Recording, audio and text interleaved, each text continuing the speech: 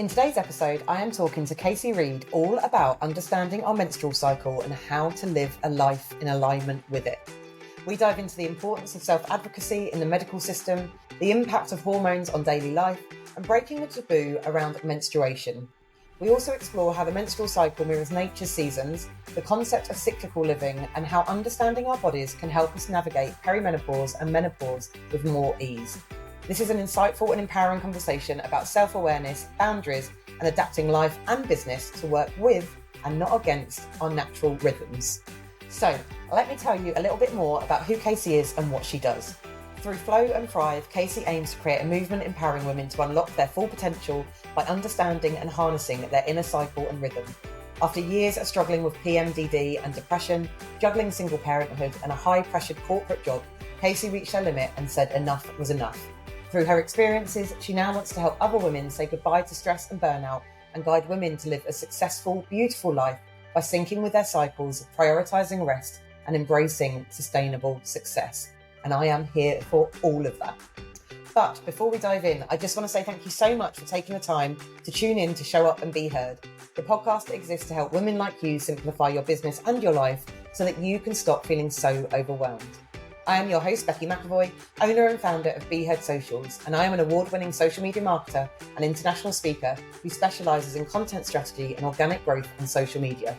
Through this podcast, as well as my own social media, email community, and my award-winning membership, the Boss Your Socials Club, my mission is to cut through the noise to make social media marketing accessible and easy to understand for businesses that can't afford to outsource or who don't have the teams required to implement most of the advice that is being given to them.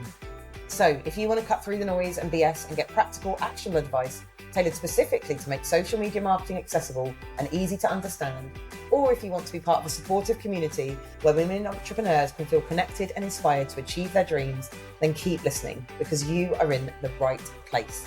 To get more tips like the ones you hear in this podcast, make sure you join my email community through the link in the show notes. All right then, let's get started with this week's episode. Hi, Kasi. Welcome to the podcast. How are you doing? Hi, I'm really good. Thank you. How are you?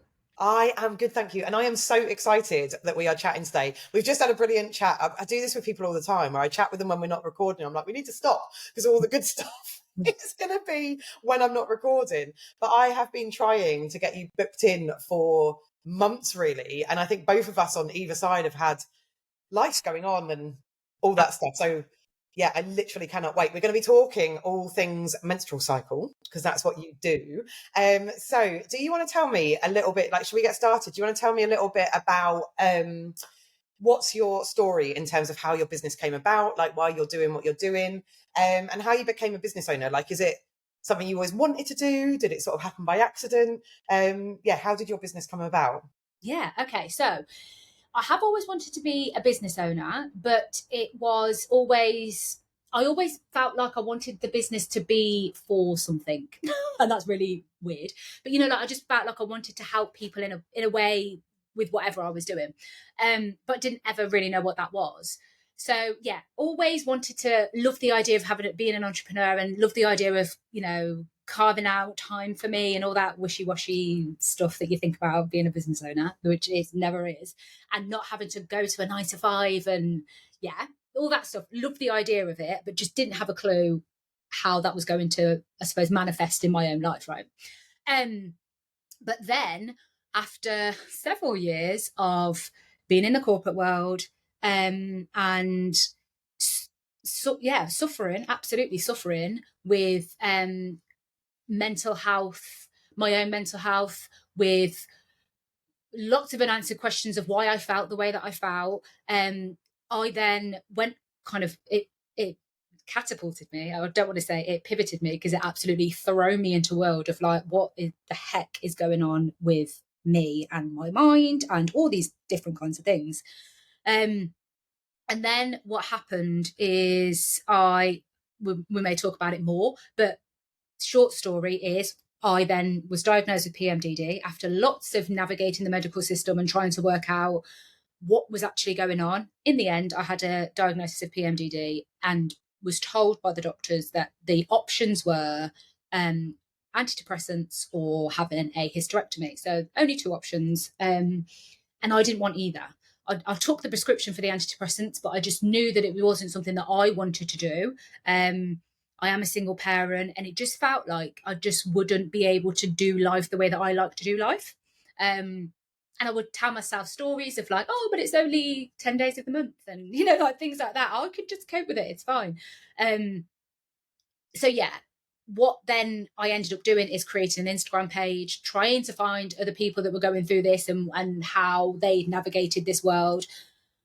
And also created a page to be able to learn about what does this mean and why is it happening and all these kinds of things. And then what ended up happening is I then kind of went down a road of learning more, and then realizing, talking to friends, family, colleagues at the time, and everyone going, what are you even talking about? What is that? Mostly being menstrual cycle awareness. And nobody, and when you quickly realize like, oh shit, yeah, it weren't just me. It was really, this nobody knows what's going on in their body when it comes to hormones and their cycle and everything else. They just think, well, they might think they have a period, like me. I had a period. I knew when I could get pregnant, so to avoid having sex then. And that's it. Like what else happened? I have no idea. I'd had a child at that point, so it's like I knew that I needed to know when my period was, because then I could count forward to know when I was ovulating to be able to get pregnant, and that's it. That's all I needed to ever know. And when I was going on holiday, so I knew that I didn't book my holiday around when I was going to be on my period. That they were, that was kind of menstrual cycle awareness, my head, what was going on with the knowledge that I felt like I needed. But after being diagnosed with PMDD, I was like, no, there's more going on here. So that's why I created Flo and Thrive, the page.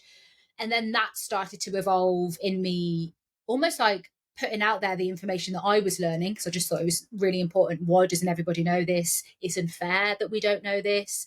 I feel like, being the feminist that I am, I just felt this inner rage of like bubbling up, like, oh my God, this is so unfair. Like, let's fight the patriarchy. Why aren't we taught this in school? And if they're not doing it for us, then we've got to do it for ourselves, kind of thing.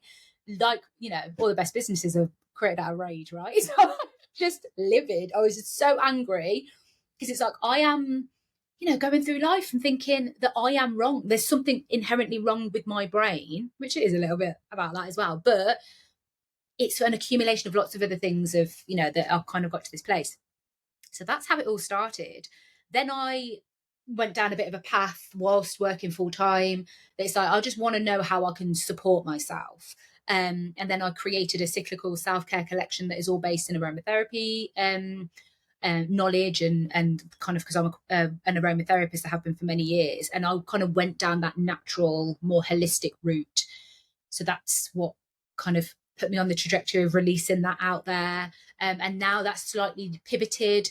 The products in the collection is still very much out there, but it's pivoted into like, I really want to support women now. So it's, more mentorship, coaching programs. The aim is to go into the corporate world and be able to upskill women so they can advocate for themselves. A big part of my work is, I don't want you to have this dependency on another person. I want you to be able to go out learn this knowledge, learn how to implement it in your own life, and then you go out there, and because it's always going to be ever evolving, and I'm always here if you need the support. But ideally what I want you to be able to do is feel super safe in that you have the answer. You do always have the answers in you. So that's kind of my mission now, is to go out and almost like upskill and bridge the gap of women's knowledge, but so they can go out and do whatever they want to do in the world, and like reach their full potential. And whether that is the corporate world, whether that is in business, whether that is in motherhood, but just being able to thrive in whatever they want to do. So yeah, that's me thus far. I love so much about that though, because I think like so much that like, I'm not even going to remember everything that you said, that I wanted to be like, oh my God, I love that. But I think like, I know you said about like your business, all the best businesses come from sort of a place of rage, but I love, there's something really powerful. And I think especially about a woman going, no, I'm not having that, and I don't want that for other women either, and I'm going to do something about it. And a little bit like, I don't think my business was particularly, oh no, there was rage in there definitely as well, but almost came from a point of hopelessness. So like a lot of what I do now, obviously it's through social media marketing, which you wouldn't necessarily directly link to empowering women, but it's like came from a real place of hopelessness of like, well, when you can't have it all when you have kids and all this kind of stuff. And it's like, no, actually, no, I'm going to go out and show women that they can not like have it all on their own terms. And I just think there's something so powerful about a woman going, no, I'm going to do something about this. Because when you empower other women to step into their power as well, like you change the world, don't you? Like it sounds dead dramatic, but you do. Like you change the world. Absolutely. And I do say about this work, especially, and I can only speak for myself, but this work changed this knowledge changed my life. I genuinely don't know where I would be because, we may go into it a little bit deeper, but I thought I had bipolar disorder and the doctors were just going, yeah, might be, so, Yeah. if that, what would my life look like if I hadn't had this knowledge or accumulated this knowledge? Yeah. What would life look like? Who knows what kind of diagnosis I would have had and Yeah. medical treatment road that I would have gone down if I didn't have that knowledge and advocated for myself then in the doctor's surgery and being able to go, no, that is not the route that I want to go down, or that's not what I believe this is. Who knows? So it's not, for me, it's not a fact of like, oh, that's just a nice to have. It's like I don't know. Like you said, I don't know where life would be at, and that is for so many women. And it can be purely in the sense of like it's just empowerment to be able to go out there and have a business, so you live life on your terms. That's amazing. It's too, like that. I just think, anything that empowers women, we are bloody amazing beings. So to further instill that and further kind of create that is just Well, and I also think as women, like we're just often told, like, oh, well, yeah, that's because of the menstrual cycle. Like that's how you're meant to feel. Like honestly, if men had periods, this would have been like this wouldn't be a thing. Like there'd be all the medication around all, all the help and all the support around all this stuff. But that was the other thing that you said that I really liked as well. And we'll maybe touch on this a little bit later because I wanted to ask you a bit about the PMDD. But like, I put this out on social media, so it's out there publicly anyway. But I went to doctors a couple of weeks ago, and I don't know whether it's me moving into perimenopause. I think it's something going on with my hormones, whatever it is. I think it's something hormonal. And I literally went in, so I went last year, and actually I felt like it last year, and I had the worst experience with a doctor where he literally said to me, "Oh, I see like 10 women a day like you at the moment," and basically fobbed me off and all of that stuff. And what you were saying about like the mental health medication, like I am the biggest advocate for medicating for your mental health. Like it literally saved my husband's life. I'm the biggest advocate of that. But I went into this doctor a couple of weeks ago, like ready for a fight. When you've sort of prepped yourself and like knowing what you said, like doing a bit of research about things. As it was, he was incredible, and I was almost a bit taken aback because I was like, all right, okay, calm down. He's listening to you. Like, just speak. You don't have to. But I was so like as a woman and going and see a male doctor, I was so ready for him to fob me off. And I said to him, I don't want right now antidepressants. I said, I'm not against them like in the future, but I want to know what's actually going on in my body. Like and I don't think it's depression. I don't think it's this, that, or the other. And I just think, like you said, like we're so quick to, and he actually said to me, he was like, the reason that we, like so many people end up with antidepressants is because like a GP's job is basically to find a solution. And we know that the waiting lists are so long for like lots of the, like therapy and all of that kind of stuff.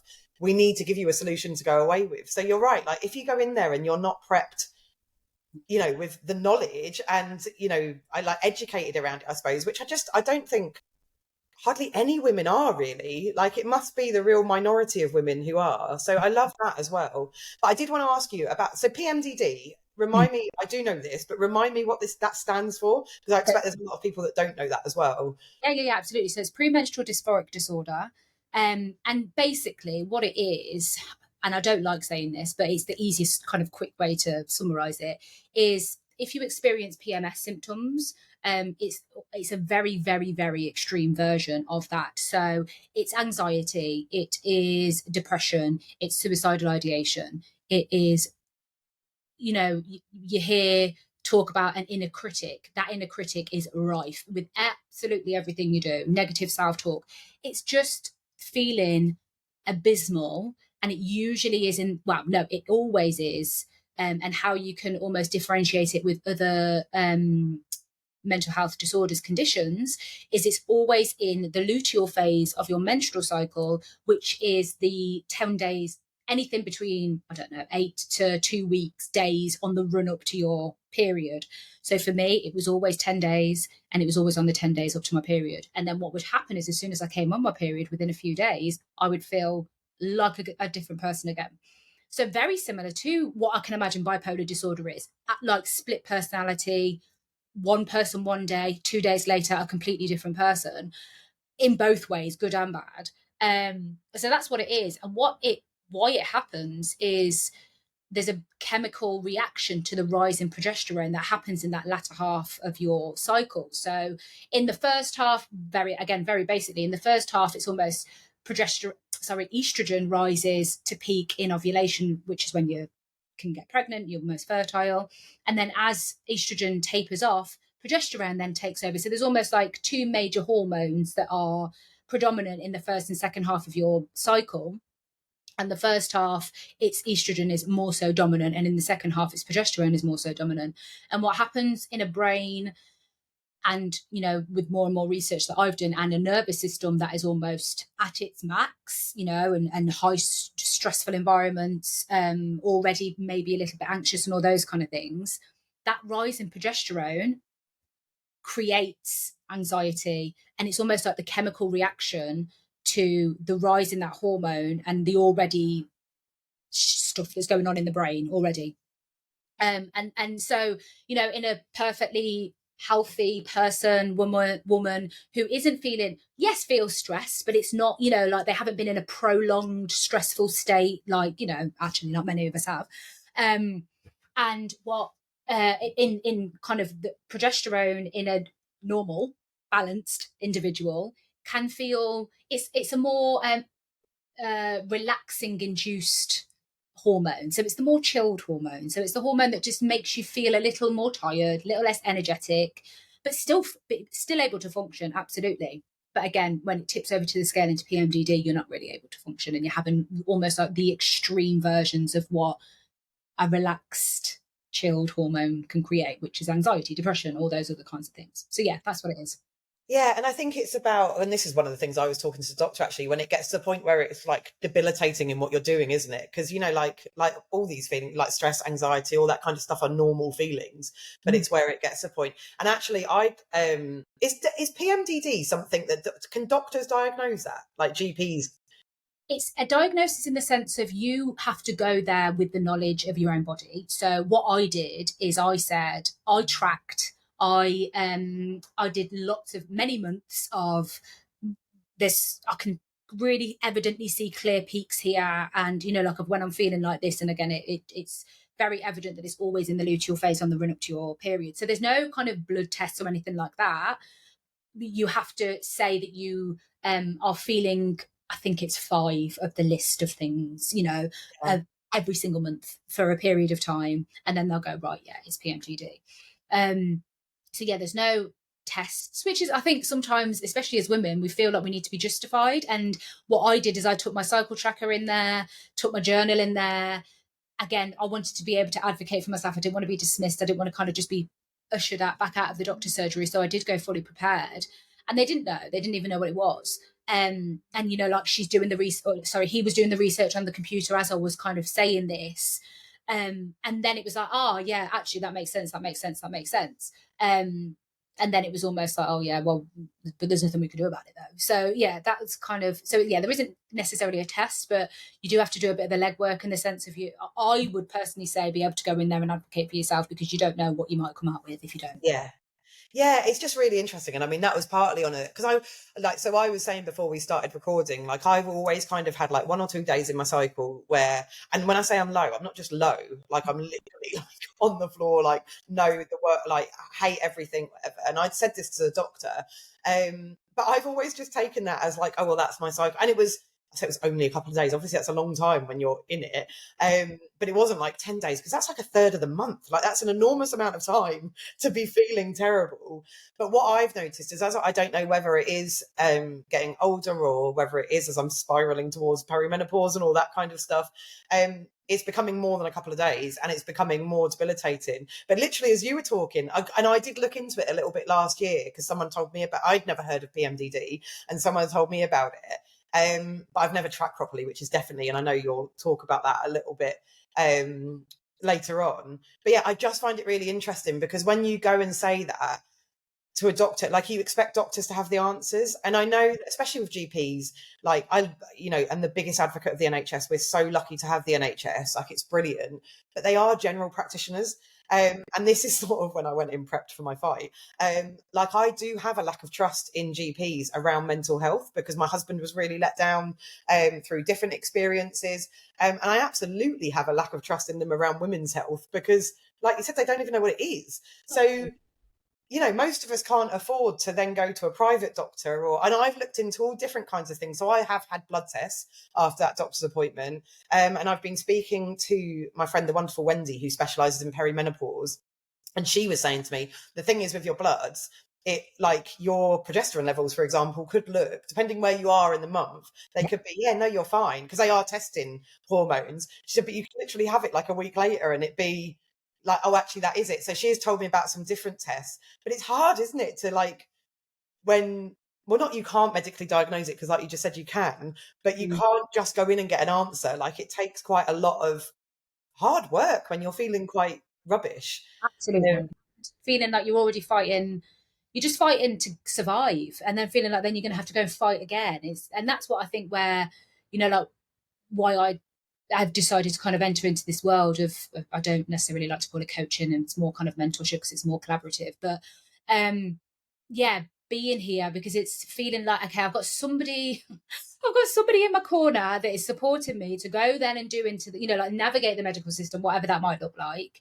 And then not only that, and like I always go in with zero judgment. So if it is that you feel like you want to go on hormone about birth control, that's fine. But I always say, go enter into this from an informed perspective. Don't just be dismissed out of a doctor's surgery and going, they've given me another pill, or they're putting in the implant, or I've had the coil, like because apparently that's going to help. You don't know, we don't know. So let's think together. Let's do the research together. Let's, so you are able to go in and go, actually, doctor, no, I know that that's not going to help me, and I know that that's not the answer. That's just putting a massive plaster over the top of it, and when I come off it, the symptoms will be either there or exacerbated, made even worse. So, yeah, I think that's kind of what this work is all about. How I want my work to be is being able to then go, and it's almost like I've got somebody in my corner. I might not be there in the doctor's surgery with you, but trust me when I say you'll be able to go in there fully equipped with the knowledge, fully equipped with the, armory. And even if that is a pen and paper, you're ready, like to go in there and kind of in a way fight for yourself, just in case you are dismissed, because it is, unfortunately, the likelihood is that you're probably going to be more knowledgeable than that doctor in that surgery. And depending on how they feel about that as well, because we're working with human beings who have egos, right? And that, I mean, like you, my one was okay. They were fine with like, oh, let me have a look into that because I don't really know about that. But I've heard of people go in and go, no, I am the doctor, and had that kind of almost like exchange of power. And it just, like, this is my life. This is my life to live this. Yeah, and 100%, because that's the experience. It took me a year to go back because the experience with the first doctor was so horrendous. And actually, when I went a few weeks ago, it was my husband that ended up booking the appointment and was like, I've booked you an appointment because you need to go and speak to somebody. And I don't think I'd have booked that appointment without him. And I said to him afterwards, I don't think you realise, like, because he's very much like, oh yeah, whatever, I just rang the doctors. But I was like, I don't actually think you realise how huge that was for me, because I wouldn't have made that doctor's appointment. And obviously, thank God I went into like a nice doctor. But that first doctor, like I'd been speaking, so I was speaking about Wendy just now, and just what you were saying about having somebody like in your corner, like Wendy, before I went into doctors, I was voice noting her about stuff because obviously she's an expert in perimenopause. And I was like, I just want to know that if he says this, what do I say? Like, is that true? Is this whatever? Because when I'd gone in the first time, he just completely dismissed me. And I'd spoken to Wendy afterwards. Well, to be honest, I cried to Wendy afterwards, and I was just like, and she was so angry because she was like, no, like next time you go, like make sure. And so, like same with you, where like expert in menstrual cycle or know what you're talking about with the menstrual cycle. It's so powerful to have someone like, to have answers to say back. And whether you know that yourself because you do the research yourself, or like you work with someone like you or Wendy or whoever. Like I said, I'd gone in fully prepped for that, and when the doctor was like, I listened, I was like, oh, okay, I didn't need to say anything that you said, Wendy. It was really nice. But knowing that made me, I was still very anxious going in, but made me more like no, I know what I'm going to say. And I think, you know, like, that's what I kept trying to say to him. Like, I'm not just fighting saying I don't need mental health medication. I was like, I'm not depressed, but there is something going on. Like, I've got signs of depression. Like development days of Yeah. depressive, absolutely, yeah. Yeah. But that doesn't mean that what I need is, you know, Exactly. And that's where because it's like, yes, it was 10 days and it felt like a lot. And like I remember sitting to my friend and going, you know, look, it's only 2 weeks of the month, it's fine. She was like, no, but that's half your life. And then I was like, oh shit, yeah, you're right, actually. That's half a year. And I'm like, yeah, maybe I do need to go and get this sorted. But yeah, absolutely. And it's but it does just you just need that helping hand. And it's like, because even if it's not directly happened to you, you've heard of the, you know, the horror stories of what this stuff, you know, like what can happen. 100%. And that's also actually, and I did say this afterwards, why I wanted to speak about my experience this time, because I think we should talk about, like, there are good doctors and there are people who listen, but you hear the horror stories. So it's like, you have to keep advocating for yourself, don't you? And you have to keep speaking up. Yeah. Yeah. Someone also told me, I don't know how true this is, but someone told me that, and I'm going to ask you about the stages of or the overview of the menstrual cycle and the different seasons in a moment. But they said that whatever we feel, I'm guessing it's the summer season that we feel really good in. Apparently, men get like a spurt of that every 24 hours. Well, so this is what infuriated me, right? And this is what almost got me on in the journey, because when I noticed it the most is being in the corporate world. So working with men, a lot of men, and even little things like I would just say, I don't know, say we'd have a meeting and I'd be stewing on it for days, depending on what phase I was in. And I'd be just pissed off for days and days and days. Like, what they said really got to me. And then I would be talking, and obviously this is a generalization, but I would be talking to some of the guys that I work with and they're like, fucking get over it. Like, it's fine. And I no, but it's not though, is it really? And there might be other things that are going on in my own brain. But I just felt like a real injustice for certain things, but would definitely feel like other days things would just like slide off me like Teflon. It would, like, whatever, you have your opinion over there and my opinion's here and we can coexist, right? But other days, like, no, I am going to make it my point to change your view, or like to tell you my opinion, you know, like almost like force my, but it was only certain times that I felt like that. So when I kind of started researching all this and seeing that the 9 to 5 was created around a male hormone cycle, and that males go through not necessarily the 4 phases because they don't have the same hormones as us, but they go through lows of energy, like low hormonal levels that then, you know, creep up and increase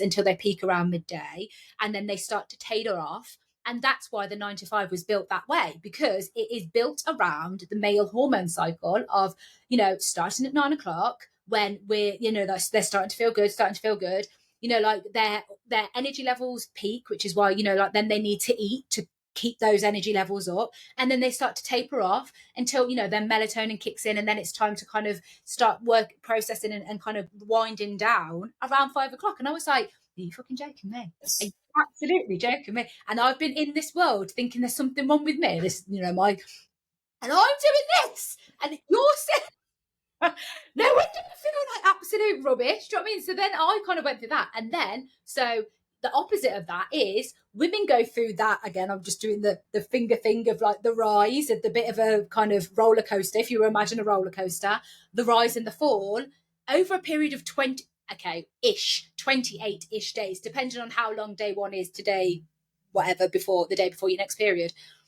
They go through that over that period of time. So no wonder, and we're comparing ourselves and we're living in a male dominated world, no wonder we're feeling the effects of dodgy bloody hormone levels or dodgy reactions to certain hormones, because we're living in a masculine world. We are basing our life around a 9 to 5 day, and we absolutely have that rhythm as well. So it's, you know, it's the circadian compared to the infradian rhythm. So all women have both, but men only have the circadian. So it's that thing of shit, like, and I just felt this massive injustice of like, this shit isn't fair, like that is not, why do I feel like I'm now having to mold myself to be the same person like a bloody robot every single day, walking into work and going, hi Steve, do you know what I mean, let's sit down and crack on with the day.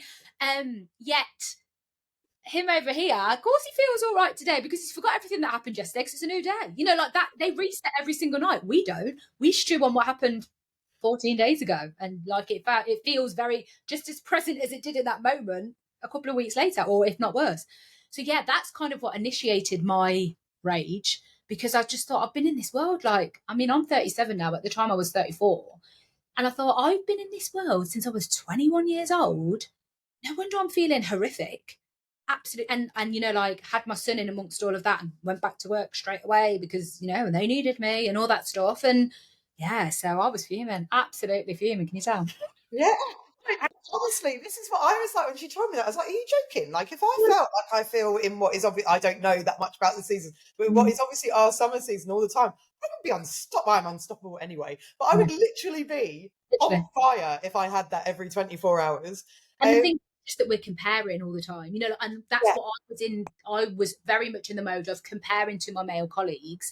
And it's like, you can't compare chalk and cheese. It's two completely different things. So when I've got the knowledge now, I can approach myself, because to me, it's like, at surface level, it's menstrual cycle awareness, it's cyclical living awareness and all that kind of thing. But go a layer deeper, it's permission to be able to go, all right, Casey, stop being a bitch to yourself. You're not supposed to be like that person. It is, I'm going to honor rest because actually I need rest right now. Like, it goes so deep. And then it's like, then the repercussions of honoring those phases and honoring those seasons then becomes a spiral of like, Jesus, I feel so much better because I didn't do that and I didn't push through and I'm not comparing. And then the inner critic isn't wild because I am comparing. It kind of so much bigger than what it is at face value.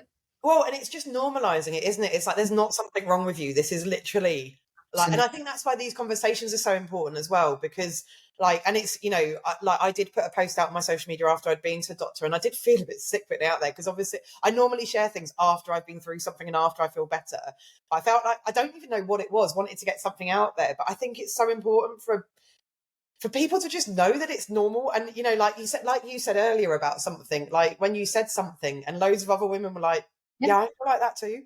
Oh, like, actually, everyone was like, oh yeah, but that's normal, isn't it? I'm like, no, actually, do you know what? I found out it's not normal. Yes.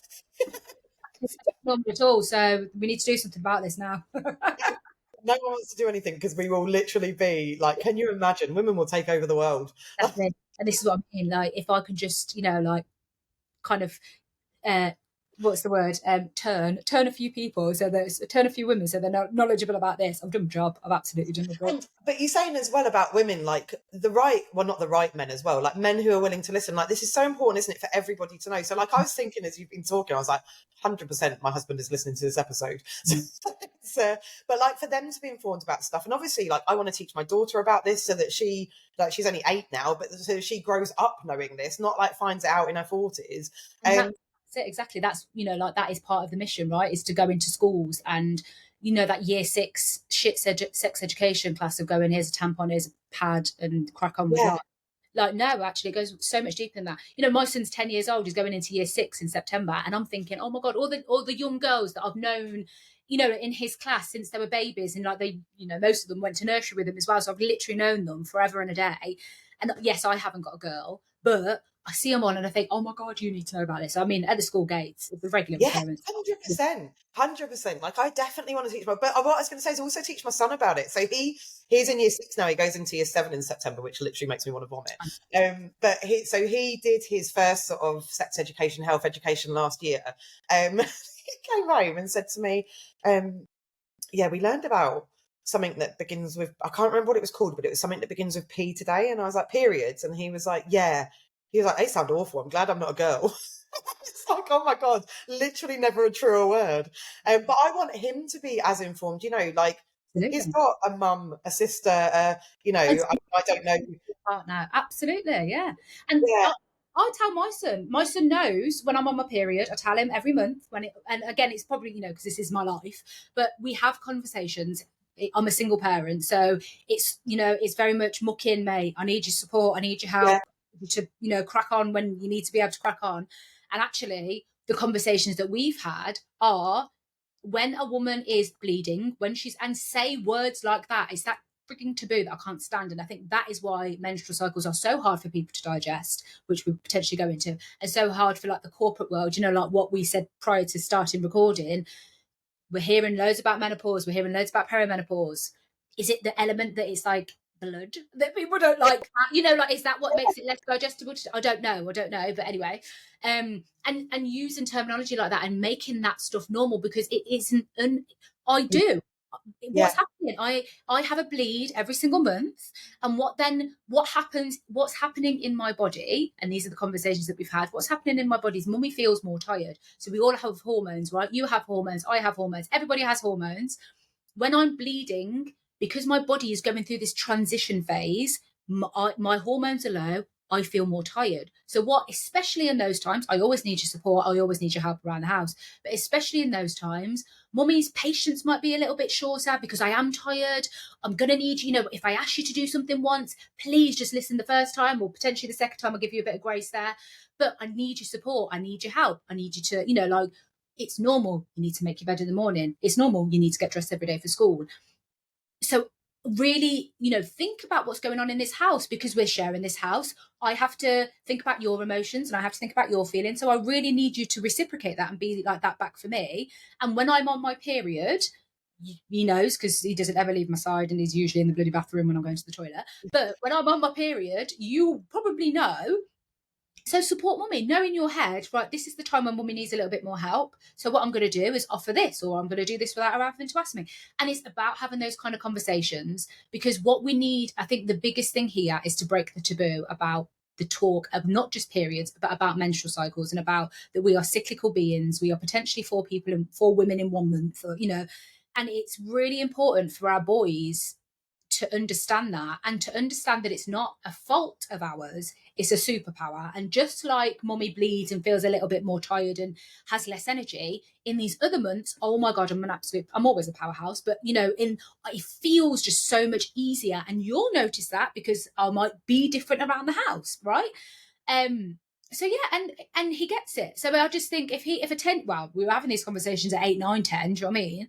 So if an 8-year-old can have these and can understand that, which is, it's probably easier for an 8-year-old to understand that, then 100% you should be having these conversations with your partner. I'm by myself, so there's no one else in the house to have these conversations with. But like, have the conversations around people who it is going to directly impact, and why the bloody hell not? Like, absolutely, you should. Well, we have a lot of similar conversations, to be honest, not that intelligently, because I don't think I understand enough about it. But I will say to him, and my daughter as well.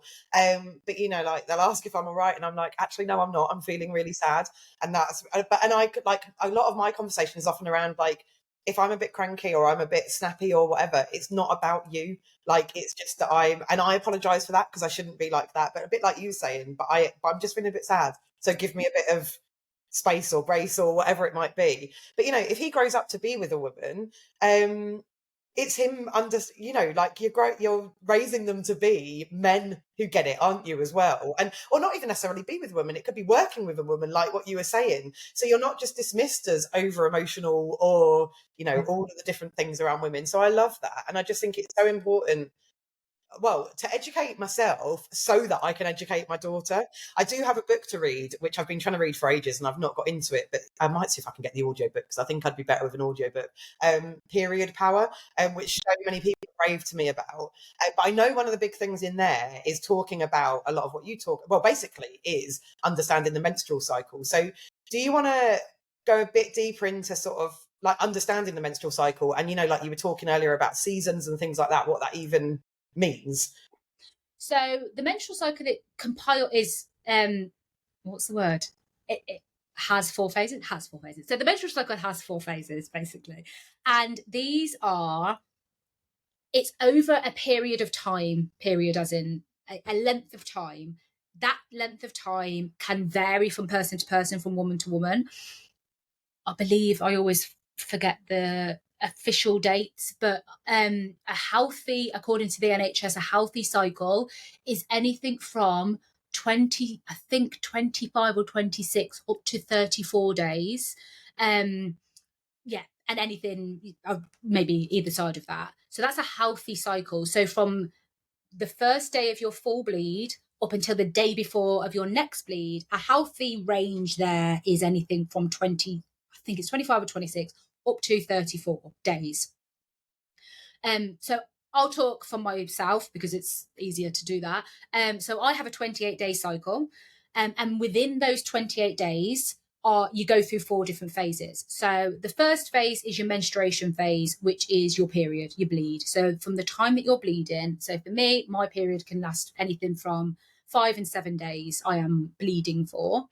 Then what happens is then you start to transition over into the follicular phase. And from a hormone perspective, I'll do a little bit of that as well. So hormone perspective, when you're on your period, all of your hormones are fairly low. Then when you move into the follicular phase, which is the day after you've stopped bleeding, basically, that is when your estrogen starts to rise, a little bit of testosterone as well. They're the kind of main hormones that I like to talk about, because does it really matter? Not necessarily. Then when estrogen peaks, that's when you kind of flip over, and you wouldn't know that other than if you were doing estrogen tests, which you can do by body basal temperature. So it's like taking your temperature every single day. That's quite tedious. I've never done that personally. So when estrogen peaks, other ways is you can be more kind of moist, so you can have more, because if you think your body is prepping for creating a baby, so you need to be able to create a nice slippery environment down there for having a baby. So that's when I tend to know. I see a change in my discharge. I'm going, yeah, I'm in ovulation now, because I'm just a lot more moist. Wet. That's how I roll it. People hate that word, don't they? Great word, moist. I'm a little bit wetter down there. So that is when you have peaked ovulation. Estrogen has peaked, and you have tippled over from the follicular phase into the ovulatory phase. Then, if a baby isn't created in that ovulatory phase, everything then starts to kind of slowly decline. So estrogen then starts to decline, and then we tip over into the luteal phase, which is the latter half of the menstrual cycle. And that is actually the longest phase of the menstrual cycle. Yeah, it can be anything between 10 and 14 days. And then once estrogen peaks, then it starts to taper off. So the first half of your luteal phase, you still can feel quite good, right? You can feel all right. But as estrogen is dropping, progesterone is rising. So then progesterone is getting your body ready again to shed the lining of your uterus, which is a period. So then that last phase is your luteal phase, and then that lasts up until the day before your period again. So then once your period comes, you know that the day before you were in your luteal phase, and then it just starts all over again. So you go through, so kind of to recap, it's your menstruation phase, which is your period, then you go into your follicular phase, your ovulatory phase, and then your luteal phase. So they are the 4 phases. And like what we were saying earlier on, there was 2 authors, I always forget their names, Shani and Alexandra Pope. They coined an idea of each of these phases also correlating to the seasons of nature, because how our body feels in each of those phases are very similar to the nature seasons. So we have the menstruation phase, which is your period, and that is the equivalent of in a winter. So if we look to nature, what is winter doing? What's winter? What is nature doing in winter? It's hibernating, it's resting, it's recuperating, it's preparing for more outward seasons like spring and summer. It's almost like enjoying its harvest, I suppose, of like everything that it's collected. If you just think, I always think of like, I don't know, a rabbit, Peter Rabbit, and his little burrow of like all of his, don't know what rabbits eat. I was going to say nuts, but that's the wrong thing. But yeah, they're just in their burrow, relaxing, saying, I can chill for the season because I've done all the hard work that I needed to do. So being on your period, you almost need to mirror that behavior. And it's a perfect way of doing it because it just made it so much more digestible for my extremely overactive brain to go, okay, right, I'm on my period. It equates to winter. Winter is resting. You think everything's dead. You kind of just need, and that's what's happening to physically your body, is getting rid of dead lining of your it's like there's very much a physical motion that also takes lots of energy. So it's almost like you need to preserve that energy for your body to do what it needs to do. And this is what happens when we're not doing that and we're pushing through in those phases, that we feel the repercussions of that in other phases. So being on your period is the inner winter. Then we move into the follicular phase, which is the equivalent of spring. So spring is when estrogen, again, it's on the rise, and we're starting to feel like, oh, I'm starting to feel good. Very much like how we're feeling the last couple of weeks with just some sight of the sun. Everything just feels like easier, right? Getting out of bed feels easier. Doing tasks feels easier. And that is very much mirrored in that inner spring follicular phase of like, oh, like, do you know what? I actually want to go and work out today. You know, like you were saying, I actually want to go and walk on the beach today. I want to go and, take a walk and just be around and kind of feel those like new beginnings. That's what it's about. Like, oh, and what that can also create is new beginnings of like creativity in the brain and like what we go through. So then when estrogen peaks, so again, you can kind of imagine, I always kind of imagine like, that roller coaster when it's coming up to like the big drop and of like, just like chugging up the track and and then, so yeah, we're kind of chugging slowly up. Estrogen's rising really slowly in the follicular phase, in that inner spring. And then it gets right to the top, where then like estrogen has peaked and we are now in the ovulatory phase, which is inner summer. So again, summer, outward energy, feeling the shit. And physically, physical changes happen. So when you are wanting to need it, your body feels like it needs to attract a mate. So again, going back to nature, where the animal in us wants to attract a mate because our body wants us to create a baby.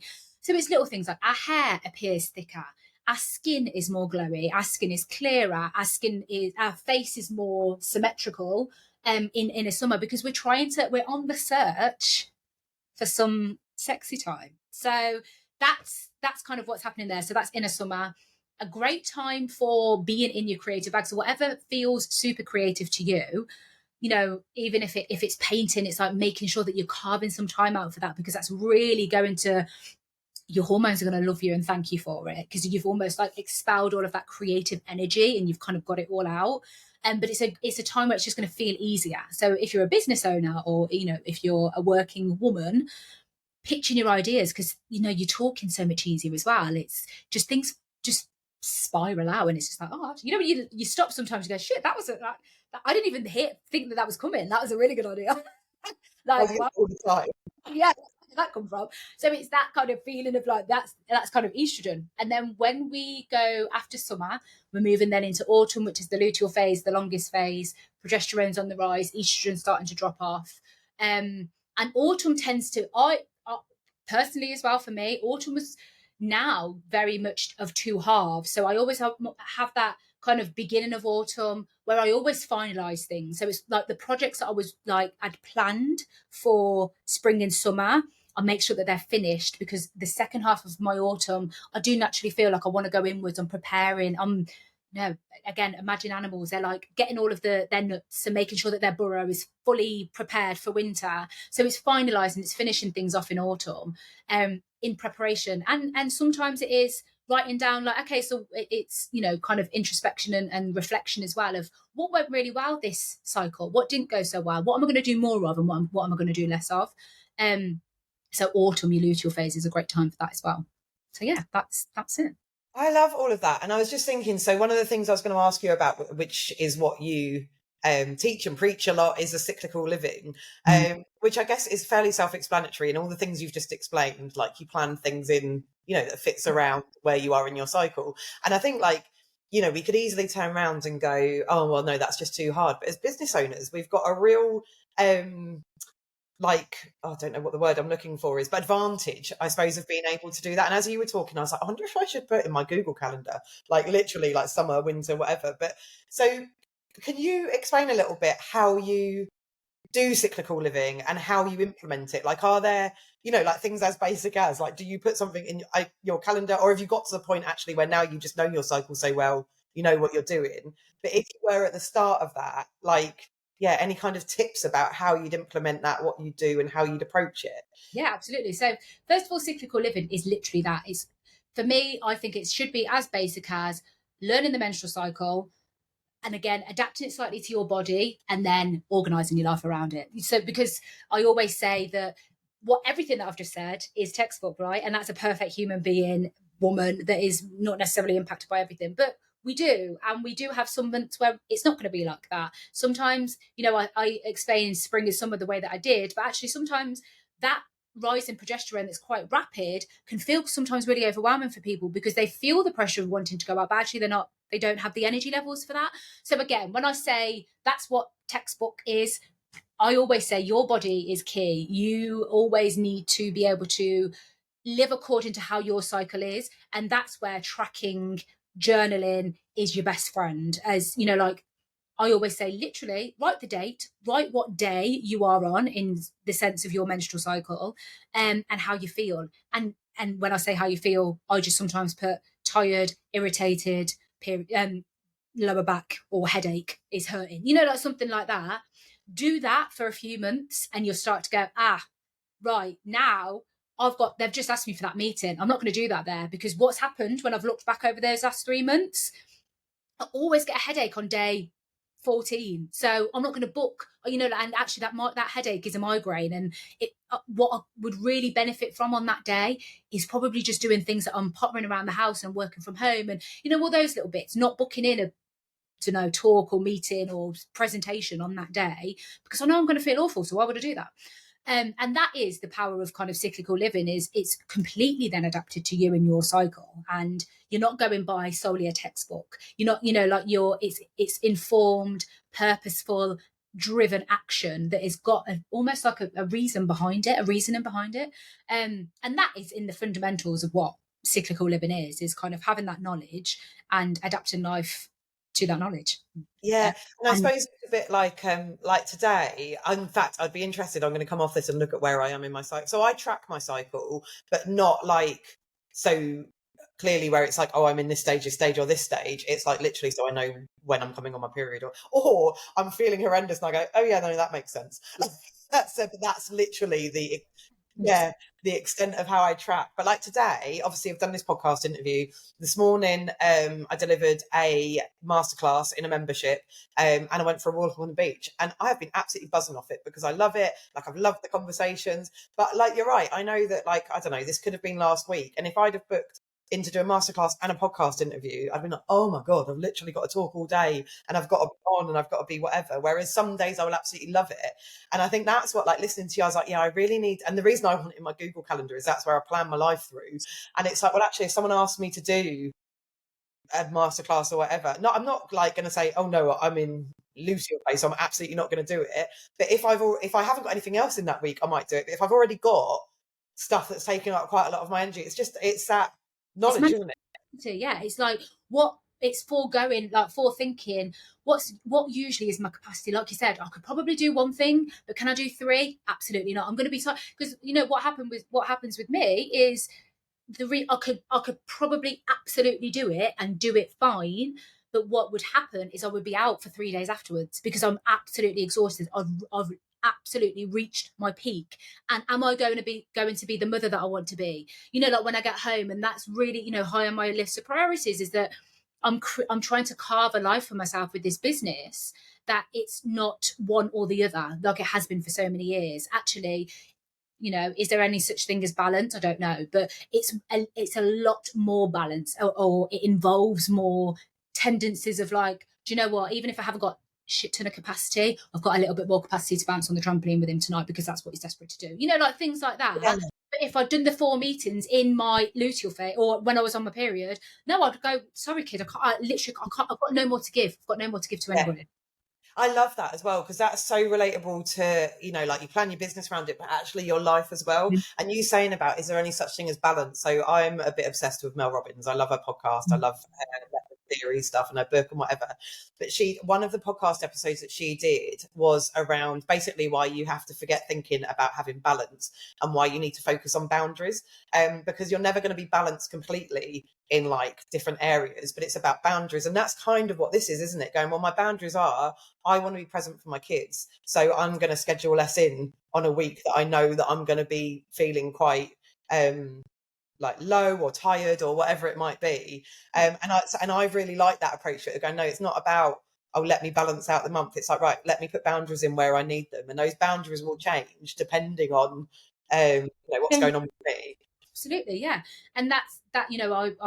releasing a program soon, and a huge element of that is boundaries and saying no, like saying no when you need to, and it's okay. And I think it is really hard. I mean, I'm a recovering people pleaser, so it's really hard for me to say no, but it almost gave me permission to say no, having this, like, because it almost felt like there's a bigger picture here. I'm not just saying no because I'm being a bitch, or I'm not just saying no because I failed. I'm saying no because it genuinely is what my body needs, and the repercussions of saying yes, if I did say yes, Yeah. were going to be so great. It's almost like my life probably wouldn't have been worth living, because I would have been horrible to myself, horrible to my son, shit at work anyway. You know, like I would have had nothing to give anyway. So even if it is, sometimes it's like, you know, usually I'll go around to my best friend's house every Friday, and she's got 3 kids, and obviously with my son, so it's just a fucking screaming match as soon as we walk through the door. The kids going mental, and sometimes she's like, "Oh, please come round," and sometimes I'm like, "I can't," because I know what it's going to be like, and I love you to bits, and I love your kids to bits, and I love my son to bits, but all the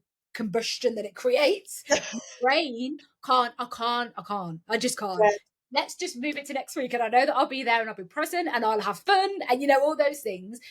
But usually I would have gone, "Oh, I'm really bad." I would have stewed on it. I'm a shit friend. Like, she really wants me to go around tonight, and I can't. And you know, like, I've said no, and now I feel really bad. And Yeah.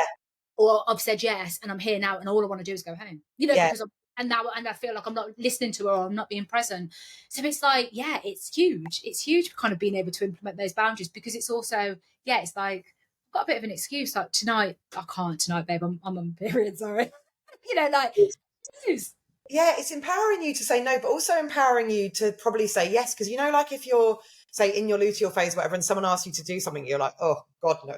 But you could actually, like, go, oh, do you know what? I like, not, you don't know exactly how you're going to feel, but like, I'm not going to feel like that then. So don't, like, I can often say no to stuff sometimes when I want to do it, but I'm feeling rubbish, or I say no to it. And actually, it's like, yeah, I'm feeling rubbish now, but am I going to be feeling rubbish in like a week's time?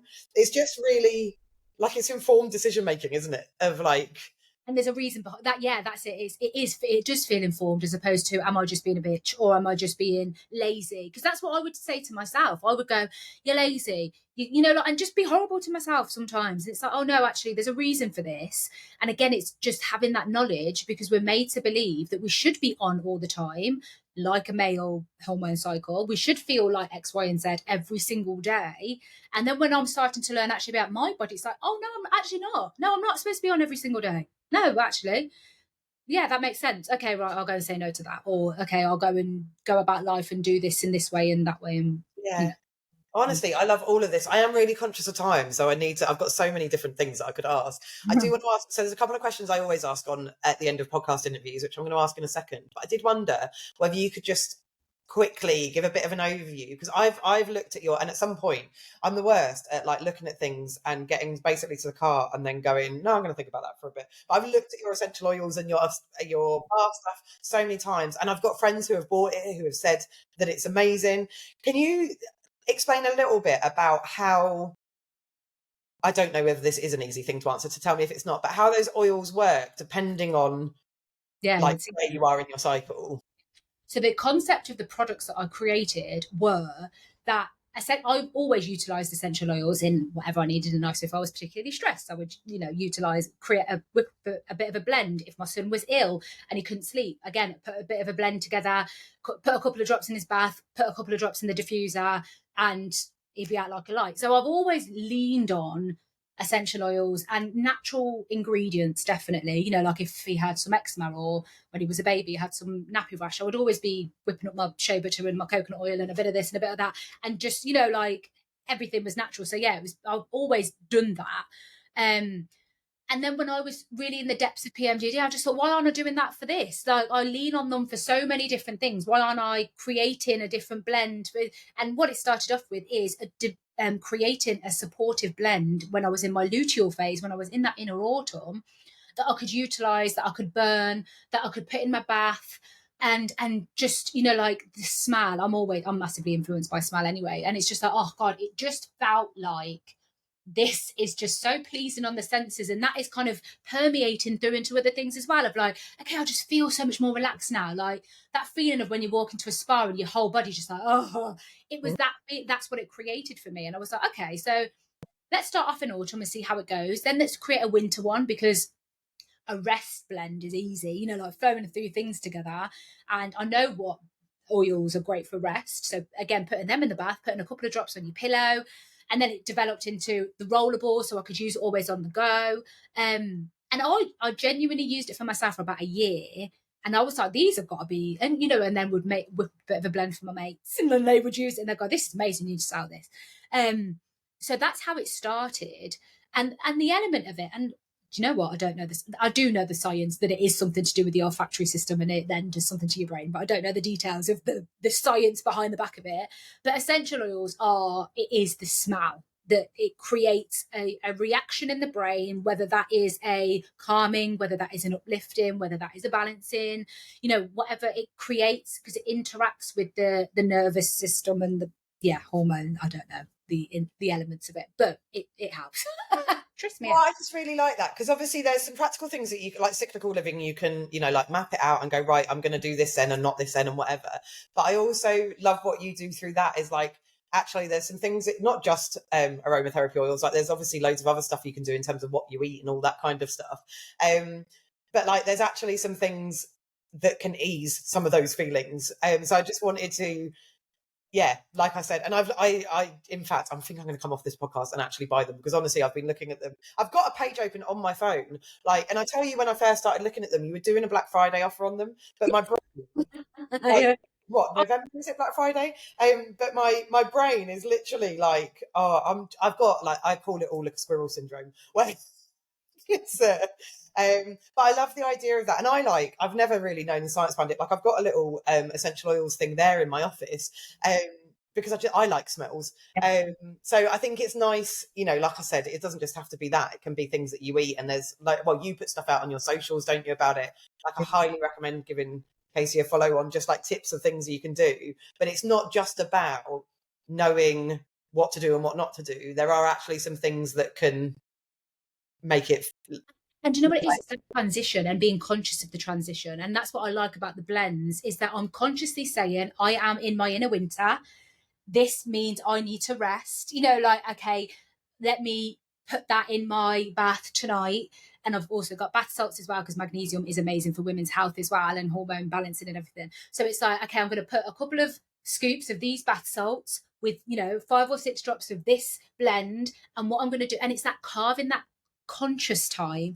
And I think the more you do that over practice, like I do track, but I just naturally feel the transition now from season to season, because it's almost become second nature for me now. You know, like, okay, so I know that I came on my period last week, which means that I'm roughly on day 7 or 8. So I'm in my spring now. I've finished. So that means that I've, you know, maybe this is a good time for me to do more things, or maybe this is a good time for me to, you know, like meet up with that friend for coffee, because it just feels easier.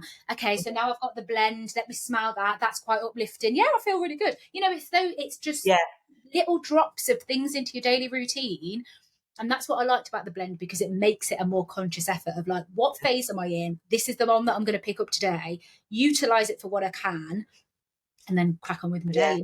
And again, just have that small moment of time that's just for me. With the rollerballs, what I do when I'm here in my office, I just roll it on my thing, on my wrist, and just kind of have a quiet moment, have a smile, and go, right, okay, crack on now, let me get on with my day. And it's like, you know, 5-10 deep breaths, I've recentered, I'm back in my body, and I can get on with the day again now. So it just creates that consciousness of connecting with the phase that you're in, which then, like I said, it's not just at, you know, at face value, it's menstrual cycle awareness, it's knowing about this, but subconsciously it's, like I said, boundaries, saying no when you need to, you know, saying, do you know what, with me, what is it that I really need right now? When I was kind of really suffering with PMDD symptoms, for me, it was, I need isolation. I need time where I'm not mum, I'm not employee, I'm not business owner, I am just Casey, and Casey needs support right now. Casey needs isolation. Casey needs not for a child to be hanging off a hip.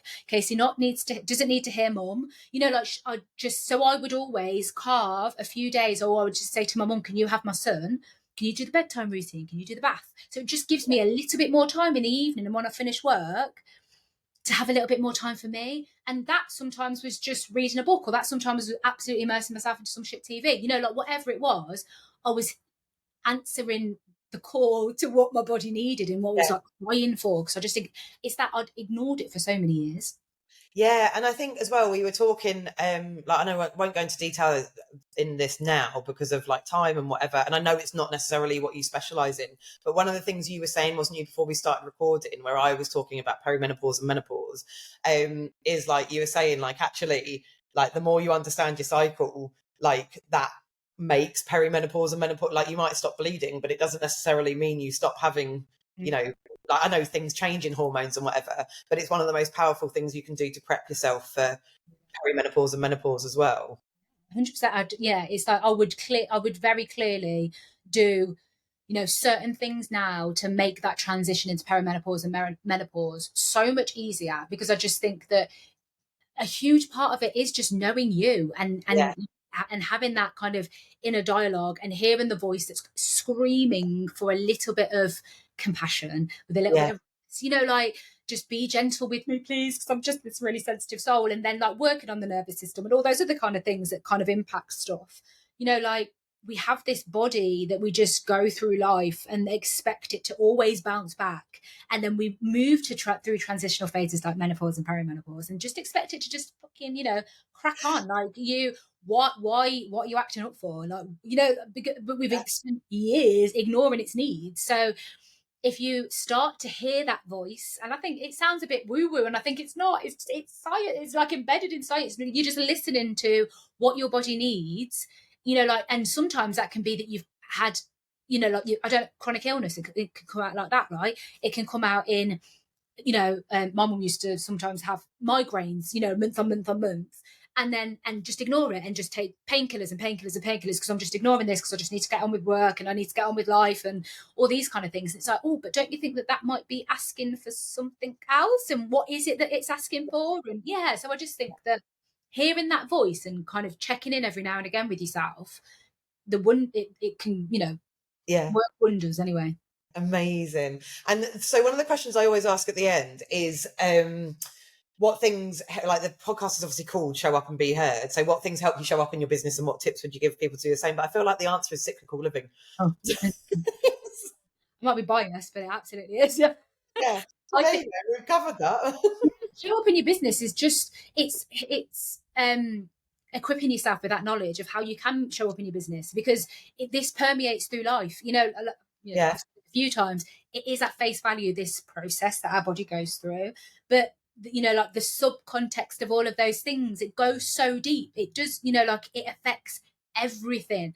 It's a very much a physical process that your body is going through, in the sense of like the rise and fall of hormones.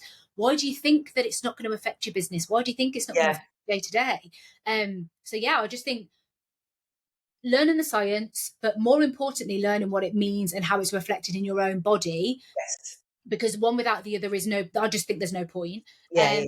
And then third is just slightly adapting certain day-to-day things to what that middle point of listening to your own body is, can work wonders on business. Yeah, Yeah. absolutely. If you're going to do an Instagram live, don't plan it in your luteal phase, or don't plan 7 of them.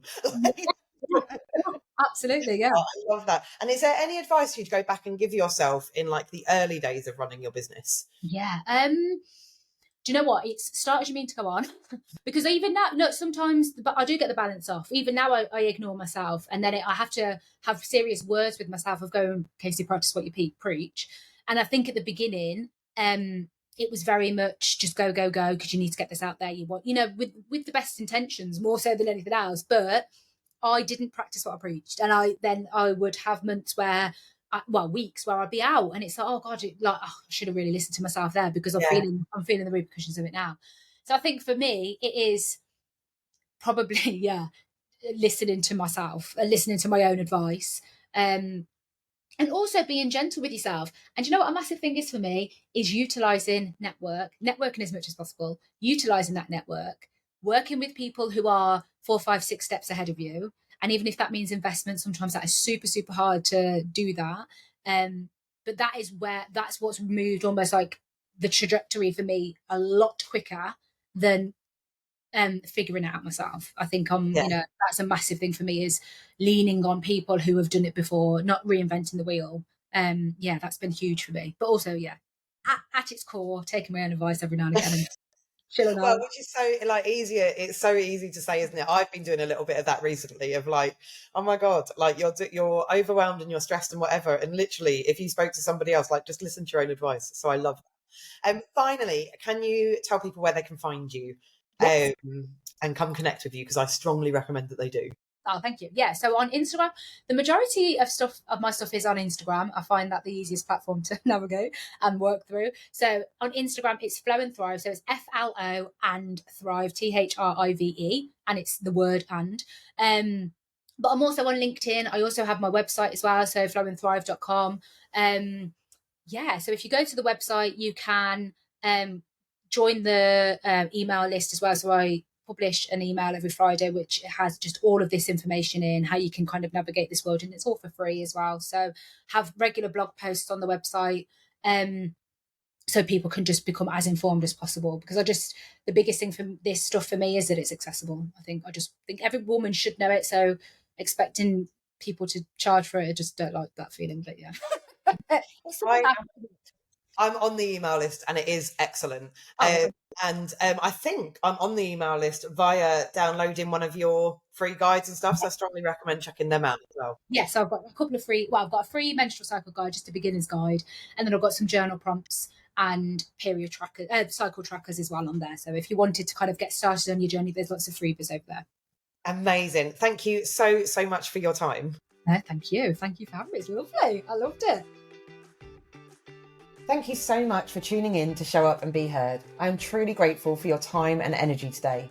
I know you've got a million things on your plate, and the fact that you are here investing your time into something that will help your business and your socials grow is something you should be really proud of, and something I am really proud of you for. Before you go, if you love this podcast and you're a woman running a small business who wants to make social media easier and business life less lonely, I've got something for you. The Boss Your Socials Club is here to bring you inspiration, accountability, confidence and community. It's a place where we ban the word should, because we believe in bespoke advice that will work for you, your stage of life and your business. As a member, you get a clear content plan every month, ready to use templates and the accountability to actually show up. Plus you'll have expert support and a community of incredible women who get it and want to cheer you on and support you in your business journey. Think of it like having a teeny tiny social media marketing expert in your pocket alongside a whole load of cheerleaders, giving you the knowledge, the assurance and the confidence when it comes to posting great, engaging content on your social media platforms and showing up in a way that grows your business without the overwhelm. Whether you're just getting started or looking to take your social media to the next level, Boss Your Socials Club has everything you need. You can join for just £24 a month or save with an annual membership and get 2 months free. And don't forget, we've got a pro tier for those who want even more guidance with extra story prompts, closer accountability, masterclasses, challenges and hot seats. There is something for everyone. You can find out more and sign up at www.beheardsocials.com/boss-your-socials. Thank you again for being here today, and I can't wait to catch you in the next episode. Until then, take care and keep showing up.